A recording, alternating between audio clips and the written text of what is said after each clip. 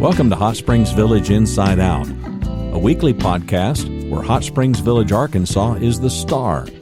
Join me, Randy Cantrell, and my co-host Dennis Simpson as we discuss the history, facts, people, places, events, lots more surrounding Hot Springs Village, Arkansas. Visit the website at hotspringsvillageinsideout.com.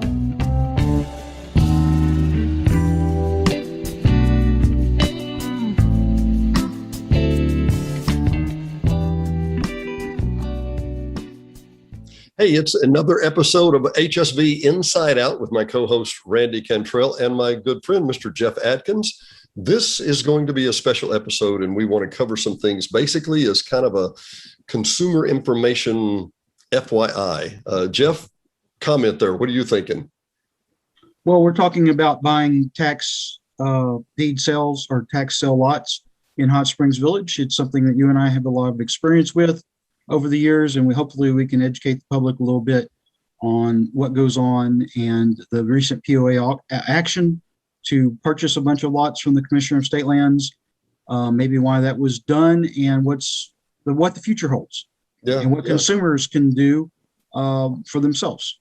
Randy, what does this look like from the outside? What do you see this as? Just a obviously the three of us have had some conversations, and prior to that, absolutely knew nothing. So I'm kind of happy that we're doing this. Disclaimer, none of us are attorneys. I don't have a real estate license, and we're not talking about homes being sold. So proceed at your own risk. But I think it's great because, as you guys have kind of taught me offline from this show, the pitfalls are very real. So there's no question that I think buyer beware. Beware. And it just dawned on me, Jeff, between us, we have roughly 40 years. We met, and a lot of people don't know this, we met competing against each other. And, we were bidding against each other and whatever. And we had a lot of lessons to learn, I think would be a fair way to put it. And I think that this information, although not professional information, we are not professionals in that way. I'm not a licensed professional or a licensed broker or a licensed real estate, but over the days I've bought and sold over 250 lots. I'm sure, Jeff, your number is very close to that too, I would assume. Yeah, mostly bought. Mostly bought. Well, I think more than one realtor, Jeff, has called you a collector. So let's just leave it at that, shall we? Yeah. Well, but to be fair, I can almost guarantee there are people in the audience, much like myself, that may not even really know the proper questions to ask and the proper things the pitfalls that absolutely could make a dream go south really quickly. It really could. And Jeff, I think we need to address the elephant in the room here. And that is, a lot of times people will say, well, I can go get a lot at the county for $500. How long ago did they quit doing that, Jeff? Oh, that was back in 2009 or so. Mm-hmm. That's been at least a decade. Yeah. Those were POA foreclosure auctions. Those were POA initiated lawsuits to get back lots that the owner had not been paying their assessments on. Mm-hmm. Those carried a 1-year right of redemption for the prior owner, but they were good titles because they were judicial foreclosures after that 1 year. And if the prior owner wanted the lot back, they reimbursed you all your costs that you'd spent on taxes or POA fees or anything like that. So there wasn't that much risk in those, but those, again, like you mentioned, have been stopped for quite a while now, basically as a money-saving option for the POA when money was tight back in 2009 or 2010. But what that has done is it's let lots go to the Commissioner of State Lands for unpaid taxes. And those are what we're mainly talking about today. And those have not good titles unless you get them cleaned or by either going through a legal process or by contacting the prior owner and getting all the appropriate sign-offs, which can be quite a hassle, if not impossible. Yeah. So let's recap. And just I want to be very elementary and very basic here. The $500 lot with a clean title that you could go to the county and get has not been available for over a decade, yet people still think that's what you can do. Right. Well, there's a lot of people that probably still think those go on. Yeah. So it has moved from a foreclosure by the POA for dues to a foreclosure by the state for taxes. Correct. Correct. Okay. So, and we're going to go through this process here in just a little, and it can be kind of convoluted. This is a very simplified way of saying it. And Jeff, you brought up an excellent point. Let me go ahead and share this screen here real quick. If I've got that pulled up, I do have that pulled up. Randy, you don't see that yet, do you? Not yet. Sorry, my mistake. It's all right. Keep going. Share that screen and share. There we go. Okay.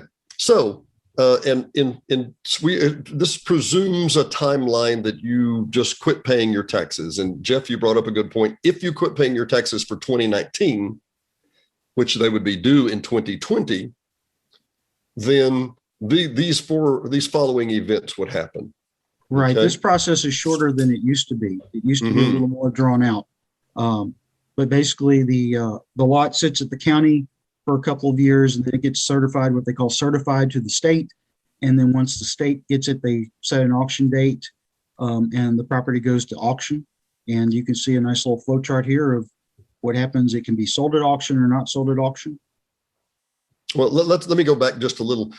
So from the time that you stop paying taxes, you say, well, I moved and I didn't know that I had to, you got to chuckle, Jeffrey. I love that one. Yeah. I didn't know I had to file an updated form. I didn't know I had to tell the county where my new address was. It's not their job to follow you down, chase you down. But if you stop paying your taxes for one reason or another, they will send a certified letter to the last good known address of the owner, because you're still the owner, but it's been certified to the state. And that process of certifying it to the state basically says the state has a claim on this property now. And unless you do something, that's going to happen. So roughly 3 years after, there's an auction date set, roughly, and those will be upcoming shortly. If and the next event happens one of two ways. Either the property is not sold at auction, and Jeff, I would have just, and we're in a completely different world now, but I'm going to remind people what used to happen. Randy, we would have pages and pages and pages and dozens and dozens and dozens of lots that were from Hot Springs Village. And the commissioner would say, starting at the top of page 23, going to the end of page 31, any bids? Crickets, crickets, crickets. Moving on, next, and he would do, because he has to do the entire county. They do a county at a time. They don't do one because there's so many for the village. They just left them. So they would actually just go through lines at a time, and there would be, at the end of an auction, it wouldn't be uncommon in days past for there to be maybe the better part of 1,000 properties not sold. Now, would these just be properties that people just, I don't want to fool with it anymore, and I don't mind losing it? Or, I mean, what's the circumstance of these? Let's go through the process typically. Okay. Cooper would bring people out, give them a 90-minute tour, 3-day, 2-night vacation. They stayed at the Belle de Rose Hotel. Yep. They came out and a realtor showed them around and said, don't you like this? Isn't this beautiful? Blah, blah, blah, blah, blah. And the basic interior lot sold for between $4,000 and $6,000 between the late 80s and the early 2000s. And Cooper would ride that for 13.6% or 13.9% interest, and they would let you pay that out. So it was very inexpensive. Well, when that was paid off and when those parents that maybe bought that died off and said, well, we're going to leave this for you, Randy, because you would love that. And you go, I've never been there. I don't remember. We went a couple of times when I was a kid. It's land. Land always gets more valuable, right, Jeff? Yes, yeah. It does. Yeah, whatever. Yeah. And so they would come forth and say, they'll call a realtor, which every realtor in the village has had 1,000 of these calls, and probably not an exaggeration by much. Well, I want to sell my lot. Well, is it an interior lot? Is it not a golf lot, not a lake lot, not a view lot? Is it just a plain interior lot? And most realtors would go, okay, well, we might be able to get $1,000 for it. And oh, by the way, the minimum commission fee is what, Jeff? $1,500. So yeah, you're only going to pay us $500 to get rid of your lot. Got it. So, when you look at the taxes and anyway, so as we go back to the flow chart here real quick, the property is not sold at auction. The property is sold at auction. Just go over here to the right, my right. The former owner is notified. I have a property that I haven't paid on. Jeff buys it or makes a bid on it. I get a notice from the Commissioner of State Lands. Jeff, what do I have? 10 days to redeem it? It's not very long. It used to be like 3 or 4 months, and now it's like 10 days, I think. Yeah, it's not particularly long. Maybe 30 days. And let's talk about what the price is. The price is the legal fees, the processing fees, the minimum required. I think it used to be 20%, but they've changed that, and the taxes. So an average lot might cost you between $600 and $1,500. Okay, and you say, well, that's not. They've dropped that 20%, Dennis. They have, haven't they? Yes. The starting price is not as high as it used to be. Right. The starting price is now lower than it used to be. That's correct. Yeah. But so Jeff comes in and he wants to buy a property that I have. And I get notified and I have 10 days to send money in, certified money in, get my property. It becomes uncertified. I get it back and there's no more claim on my dues, on my deed anymore. It is fully, clearly mine. Okay. Got it. Jeffrey, cover the other side. What happens if you don't sell it at auction? Well, if it doesn't sell at auction, well, I think it's about 30 days after the auction, you're going to get a deed, or they're going to start preparing the deeds. Oh, well, you said if it does sell, if it does sell. If it does sell. Yes, I'm sorry. If it does sell, go ahead. Yeah, if it does sell, the buyer is going to get a deed about 30 days after the auction, because they have to wait for that expiration of the redemption time. And so at that point, you would have a limited warranty deed from the Commissioner of State Lands that is not considered a marketable title for 15 years under current Arkansas law. Let me back up, Jeff. Did you say 15 years to naturally maturate? Yes, 15 years. If you don't take under current Arkansas law, again, I'm not a lawyer, but you can read it yourself. 15 years before it becomes a marketable title. And that doesn't necessarily mean that a title company is required to write title insurance after 15 years. It's just that under Arkansas law, it's considered a good title. So you can't necessarily get title insurance on it even after the 15 years, depending on your title company and their mood 15 years from now. So what you have to do at that point is you have to get in touch with the prior owner, if you can, if they're still alive, if you can trace them down, if you can find them because they may have moved 5 times from the last public address. Or you have to go through a legal process, which typically would mean hiring a lawyer, filing a lawsuit, paying the lawyer anywhere, but well, whatever. But I've got bids as low as $1,500 and on up from there to spend the money to get a good, clear title. Now, if you're just going to use that lot so that you can come out here and have POA amenities, POA doesn't care that you don't have a marketable title. But if you want to build a house on that property, or you want to sell it as a retail sale at some point in the future, you're going to want to have a marketable title. Well, and Jeff, just to make note, when we say build on that, that presumes that the conventional person would not pull out $300,000 or $200,000 and pay cash to get their house built from the ground up. That presumes you would go through a bank, and the bank, the very first thing the bank does is they look at the chain of custody and the chain of title, and to see if there's any clouds on that title. Yeah, and that's an excellent point, Dennis. I'm glad you pointed that out. You could always pay cash and build a house. Can you get a loan to build a house? That depends on the lender, and I would say probably not. Most lenders are not going to want to lend you money to build a house on property that you don't have a good marketable title to. So yeah, you could build a house with cash, with your own money. It's at risk because you never know if somebody's going to come back in future and put a claim on that land. And there's exemptions in the law, the last time I read it, that if you're overseas serving in the military, mentally incapacitated, things like of that nature, that you have a right to get your property back. And that's the risk. That's why the title companies won't write title insurance on these things without you going through a legal process. Well, and let me interject one other thing. Let's say, Jeff, that this is a lot that I personally owned, not in a corporation, but that I personally owned, and I let it default and you came up and bought it. Okay. From the time that I owned it to the time you buy it, I was married maybe when I owned it, yeah, Jeff's got the laugh again. Or maybe Randy and I owned this lot together. So yes. Randy and his wife would have to sign off, and I and my wife would have to sign off. But it was just a quit claim. We just kind of sold it over to you. And Randy said, I don't want to be on it anymore. I'll just sign a quit claim, and it's all yours, Dennis. Well, if Marcia didn't sign, if Marcia didn't sign on it, it doesn't matter either. So we talk about going back to the last known owner. A title search can go back 10 different owners, And if any one of those did not sign off on that title, you still may not have clear title to it.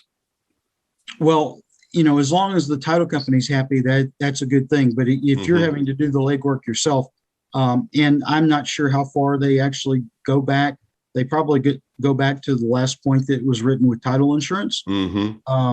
But yeah, with the marriages and divorces and partnerships, buying lots together, the first lot I owned in the village, it was me and a golf buddy. So, we were both owners of that property separately, or together, however you want to look at it, but we were both 50% owners. So there's a lot of things that can go wrong in getting these things cleared. And, they could have an IRS lien on them. I've had lots before with an IRS lien, or a lot with an IRS lien. There's many things that can go wrong in this process. And I'm sorry to interrupt, but the POA can actually put a lien on these too, because this is not for POA dues. This is for tax. Well, they can, but they tend to, in the past, they've tended to release any liens that they've had on the property when you have a new owner that's paying the assessments. They tend to do that. Of course, now we haven't mentioned yet that the POA is going to want a $125 transfer fee for every lot you buy. So there's that. That's kind of new in this cycle of lot values. Last time the lot values were up this high, there wasn't really a transfer fee that you had to worry about, or they didn't enforce it on these types of purchases from the Commissioner of State Lands, because they were happy to get their assessment every month on an ongoing basis. They basically got a lot that went back into production as far as they got one that was productive again, and they had people using the amenities again, which was even more revenue. It wasn't just the assessments, it's the revenue they get from the golf and all the other activities that you might use your membership for. So it was in their interest that somebody buy this lot and start using it. Very much. Randy, did you have a question? No. Okay. Well, I'm going to move on. We're going to get to, I think, what hopefully a lot of the viewers were actually looking and asking about is, let's say the property does not sell at auction. Let's say it goes in 30 days, it goes to a post-auction sale and I can buy it for full price or whatever. And if I can buy it for full price, why wouldn't I have bought it at the sale for full price, right? Yeah. So the next step down, if you follow the little spreadsheet here, is that it's held for 1 year to be purchased for 2 years, actually, to be held at list. And in 2 years, it moves to the negotiated sales. A lot of people are wondering why on earth the POA bought all these lots. And I don't want to give a full disclosure of everything that we've had a discussion about. Jeff and I have been working on this for literally years now. But every one of the notes in the POA notice that said for timber clearing and to secure the future of the village and to stabilize the market and all that, every one of those is exactly correct. And it's things that we've tried to talk to the POA about for years. But here's what happened. When you get to the negotiated sales this spring, there was a gentleman who was selling a course where he would show you, Randy, yes, you, Randy Cantrell, how to buy a lot at the Commissioner of State Lands, not for $14.99, but for $4.99. His course would show you how to buy a lot that you could buy for free in your own money if you just did a little reading and you could figure it out. Right, Jeff? And making a phone call to Commissioner of State Lands, because they're very helpful. You may learn more on this video than that guy's customers learned from his $499 course. I didn't take the course, of course, and it's no longer, that website's no longer active, and it could have been good information. But that really spurred a lot of activity and a lot of purchases, it seems, or it was coincidental with the improved real estate market and other investors coming into the village, that lots were disappearing from the Commissioner of State Lands negotiated sales list in big groups. Because hundreds a day. You and I were watching it, and I had bought some, so I was particularly watching it, and I bought, I think, 17, and I had another 30 or 40 on my radar, and they were disappearing. And so, we made that information available to the POA, you and I together, letting them know what was going on. And frankly, expressing our concern that, number one, these new buyers may not be paying the POA dues, much less the transfer fees. Right. And that's something that you and I can't see. And it's really not our business on a day-to-day basis to know who's current and who's behind, but just letting the POA know, hey, you've got a lot of people buying lots. They knew people were buying lots because they were getting notified from the Commissioner of State Lands, but it appears that they weren't getting the associated revenue. And then that's when they took the action that they took to purchase the 2,115 lots that were all of the lots that were left on the negotiated sales list, because they just couldn't have these things out there in the wild and not paying assessments. They were sitting at Commissioner of State Lands, they weren't paying assessments, but they could always go get them, or somebody could buy them like myself or you that would start paying assessments. But when we had people going in and buying them in large groups that weren't going to pay the assessments, that wasn't a good option. That was bad. I'm sorry, Jeff. I actually was reading some social media, and I've seen this, and I've actually had firsthand knowledge of this. There was a couple that was from Brazil that had bought hundreds. And, hundreds is easy when you don't have to pay $125 transfer fee, and you don't have to pay, $39 a month. And you're basically, look back at the top of the list. If you paid $150 for one of these lots, well, guess what? You've got another 6 years before it goes back in negotiated sales again, before you have to pay a dime. That's true. If they don't pay the assessments, then the POA's only option at this point is a judicial foreclosure, which is expensive.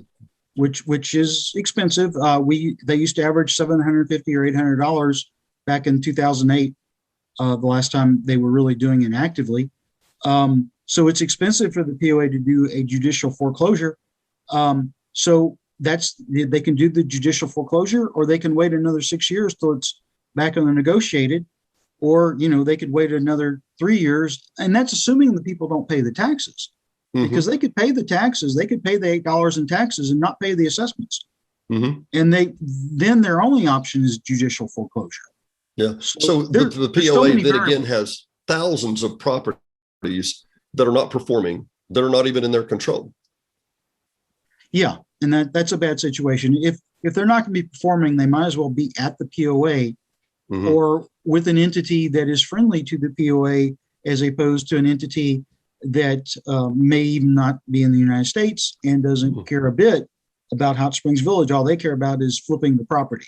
So those 2,000 plus lots were all on the negotiated list. So they had already been a year or two on the at list and had already moved down to the negotiated list. Right. Most of them originally went to auction in the 2013, 2014 timeframe. That was when NRPI quit paying their taxes, which NRPI was National Recreational Properties. And that's when they quit paying their taxes, and they had quit paying their POA dues long before that. And so there was just this glut of lots that came through the market. And, there were some good ones. There were some golf course lots. There were some view lots. There were some lake lots, but not the by far and away, not the bulk of them in any way. Yeah. And just to expand on that point, NRP and the people that took over their properties on their some successors. of the lots, successors, they hadn't paid the taxes before that, because we picked up some lots in 2013, 2014 that were already at the Commissioner of State Lands. They had already gone through the auction and nobody had bid on them. And so this has been going on. I mean, the real estate market crashed in 2008. So it's been going on since then. It's been a developing thing. And it just came to a head this year because for the first time, the lots have some value again. Since that time, because they, how much is an interior lot with a bad title worth? Well, back 3 years ago, it wasn't worth very much. Today it is. If it's got it, you can get the title cleaned up and it could be worth something. But keep in mind that also the reason that a lot of these went to the Commissioner of State Lands, the reason that people didn't pay the taxes to start with is they couldn't sell them because they weren't good lots. If they could sell the lot or even give away the lot as an individual, they wouldn't have let it go for taxes or POA dues or anything else. They would have sold it, even in a bad market. But some of these things are very steep. Some of these lots are low. Some of these lots have just not in a good spot. They'll be in a dip or whatever. So you need to be very careful about the individual property. The thing I would say is, for somebody that's a homeowner in Hot Springs Village, if the lot next to you is available, that might be in your interest to go pick it up. I've done that before. I picked up a lot next to a rental property that I own for no other reason than I own the house next to it, and to kind of control who my neighbor was. So right now it won't be anybody. But I want to make note also, some of those roads aren't paved. Some of the lots are highly irregular. I want to go back to something here, Jeff, and we've covered this on other shows, but the viewers may not have seen this. I want to make this explicitly clear. There is no such thing as an unbuildable lot in the village. Mr. Cooper was an attorney. He did not like to get sued. He did not like the EPA breathing down his neck. He did not like lawsuits. Every lot is buildable. Jeff, for one, I can give an example. Jeff has a 5.3 acre lot on an unpaved road not far from here that is gorgeous. And if you have a billy goat that has his legs two legs shorter than the other, it's a perfect lot for you. But the reason it's a 5.3 acre lot is because there is one, and I express one, buildable home site on that lot. If you've got a 3rd acre lot, there's one buildable home site on there. If you've got a 5 acre lot, there's one buildable home site on that. So that was kind of Cooper's criteria. Well, Cooper did make the lots that were steep bigger so that you could have some options for building. Actually, the one you're talking about, Dennis, is not quite as bad as you say. Are we talking about the same lot, Jeff? I think so. I think so, because those lots all in that area are all 5 acres, but they are rough. They're undulated. They're hilly. They would require some work.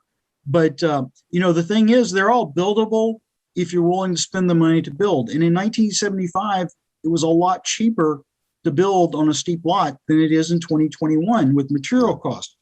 Well, and to interrupt one more time, Valina and many of the hill sites up here, they are steep. And the lots are $25,000 and $30,000, but you've got $1 million view after you build your house. Right. So, but your point being that it was less to build back then, very, very well put. And that's another key. It's one thing to build on a steep lot and you have a view when you get done with it, versus building on a steep lot that's not going to have a view. So there's two versions of steep. There's a good steep and a bad steep.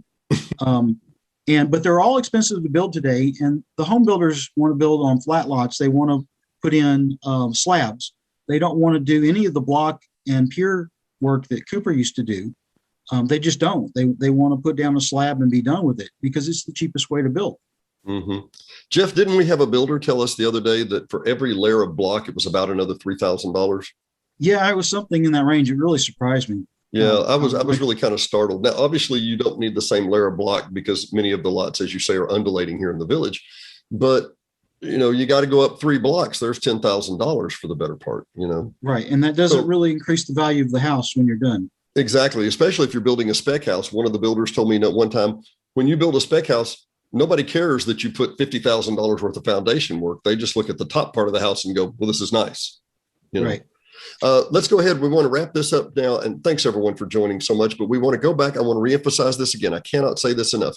Do not settle online. And Jeff, we spoke about this yesterday. There are 2 components of a sale. What are the 2 components and why do they need to be handled at a title company? Well, yeah, in our discussion, we were trying to figure this out. And what we really boiled down to is you want a title company to handle the closing because you don't want to be sending money out until you get the deed.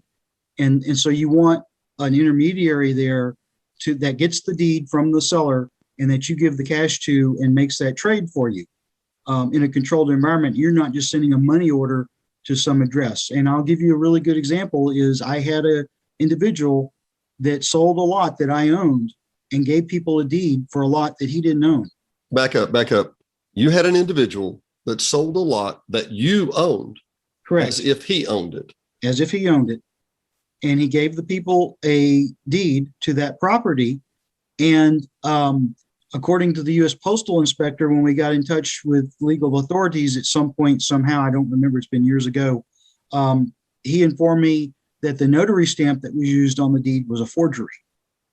So it was a classic scam of selling somebody else's lot.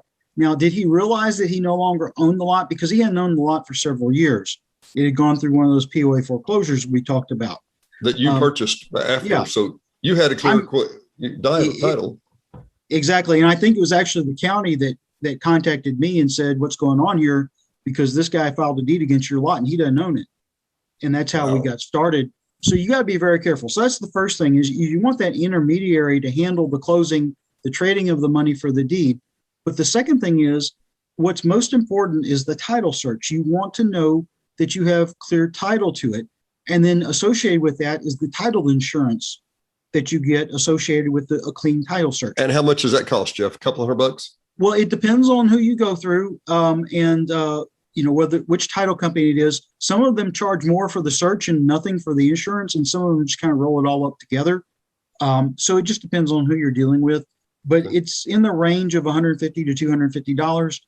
It does matter what the purchase price is to some degree, but mostly a title search has a flat cost associated with it because it's a certain amount of work, and whether you paid $10,000 or $20,000 doesn't really matter.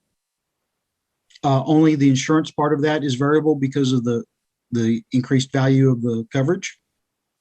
Just and like it's actually within range. I mean, most times Yeah. when people write title insurance, they write it for $150,000, which is like a bare minimum house, right? So, well, the title policy is only going to cover you for your purchase cost, to my understanding. okay. If you read them, it appears that they only, again, I'm not a lawyer, but it appears it only covers you for your cost. It doesn't matter the value. Right. Well, and I want to make note, one other thing here real quick is that many times for those of you who had stay tuned to the end of this program so far, thank you. Number one, a lot of times in what we call the real world, people will search back to abstract. I mean, we'll literally go back to Lewis and Clark. That's not uncommon outside the village because Cooper has a very clear title in 1970 when they purchased all this.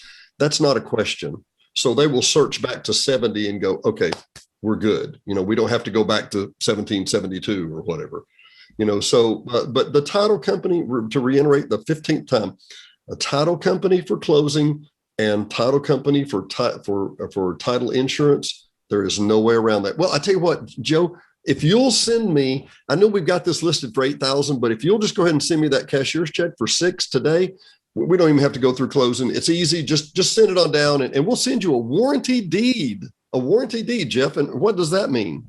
It means the paper it's written on, if it has nothing standing behind it. Right. The warranty deed is only as good as the person who issues it or the corporation that issues it. That's correct. Randy, any other questions? Have we run you over today? No, like I said at the outset, I mean, for me, it clearly has been a story of buyer beware. Because you can hop on Zillow, you can hop on any of these kind of sites, and you can find really dirt cheap lots. Maybe completely legit, but maybe, man, if they're completely legit, they will not have a problem closing at a title company. Yeah, Would you agree? Yeah, that they won't have a problem with that. That'll be a good idea to them. If they're not, you just go ahead and send that check. That's okay. We'll cut the price and we can work something out. And don't worry about it. So honestly, we're just trying to keep you from getting stuck and buying something that. And Jeff, you said 1,500. I've heard quotes between 2,500 and 3,500 per lot to clean a title. So 1,500 would be a bare minimum, I would say. And by the way, set aside about 6 to 7 months for that process. Yeah, it takes a little while. Yeah. Well, if there's no other questions for Randy and Dennis and Jeff, thank you so much for joining us at Hot Springs Village Inside Out this week. And if you have any questions, just go ahead and email us at the link on the page. If you want to come make any comments, we're happy to have that too. But for Dennis Simpson, Randy Cantrell, and Mr. Jeff Atkins, thanks again. Thanks for listening to another episode of Hot Springs Village Inside Out, a podcast where Hot Springs Village, Arkansas is the star. Please subscribe to the podcast. You can do that by visiting our website, hsvinsideout.com, and tell a friend.